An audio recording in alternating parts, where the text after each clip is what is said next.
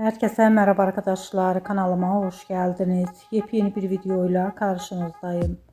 Arkadaşlar bugünkü videomuzda Türkiye'nin ünlü oyuncusu Akın Akınözü'nün çekildiği Aşk ve Taht dizisinin ilk tanıtımı yayında.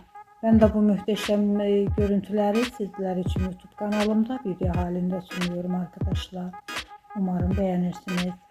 Aşk ve Taht dizisinin tanıtımını görmek istiyorsanız da kanalımı izlemeyi ve bildirim butonuna basmayı unutmayın.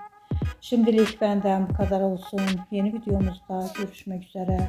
Hoşça kalın, sağlıklı kalın. Umarım videomu sona kadar izleyeceksiniz ve beğeneceksiniz. İyi seyirler.